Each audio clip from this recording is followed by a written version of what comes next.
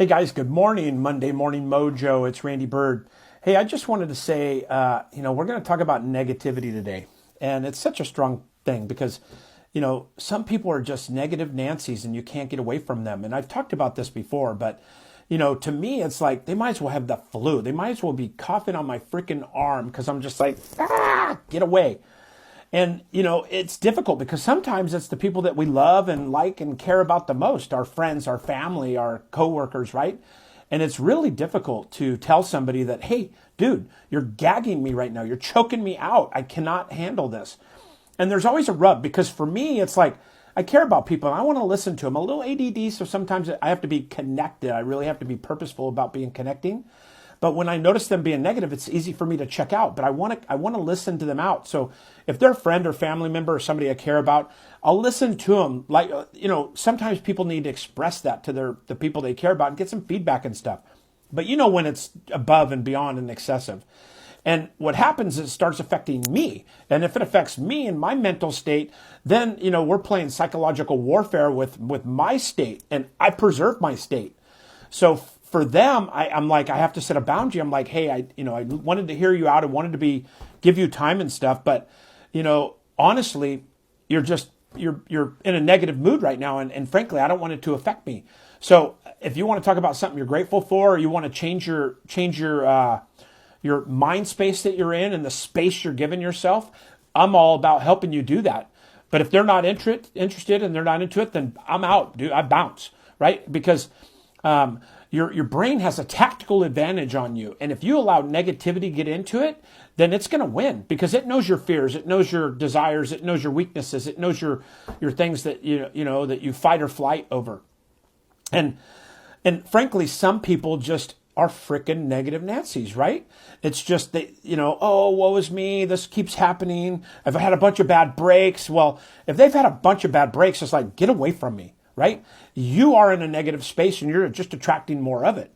And the universe delivers. So, without being too foo-foo, the reality is if you're attracting, right? If you're really focused on attracting that good into your life, attracting those things, you cannot live in fear and love at the same time. It's impossible. You can't live in optimism and fear at the same time. Those two don't correspond to each other in your brain. It's one or the other.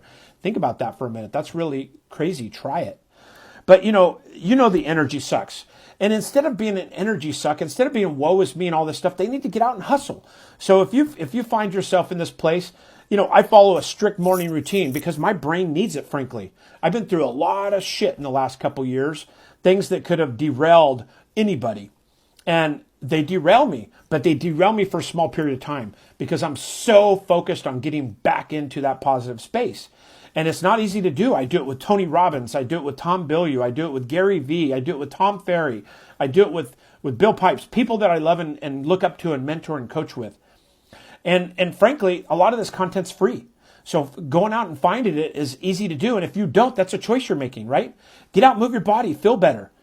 If you're in a place of depression or a place of, just not really feeling like you got your shit together, then it's up to you. And if you don't do it, then it's shame on you, frankly.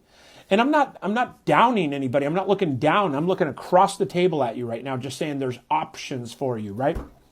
But the bottom line is, if they're that way, it's like, dude, get the frick away from me. Because that shit, it rubs on me. It gets in my head too. And then I have to forge and work out of it. And frankly, I just don't have the time for that. So, be positive, whatever it takes. For me, it's like focusing on meditation, reading a positive book, Think-a-tating. I love that by Tom Bilyeu. Donate something, give, do something, change your shit, whatever it may be. Listen to good vibes, hang out with different people. You're the sum of the 5 people you hang around the most. And if you think about the 5 people you hang around the most and they're negative Nancy's, well, hello, Rochambeau, right? So don't bring that energy around here. I'm not available for it. Now, again, I want to say if somebody's having a bad day, you want to be that friend. You want to be that shoulder. But it can be set with boundaries. It can be set with healthy space around it, right? And then lastly, I wanted to read this. I thought it was funny for the Monday Morning Mojo.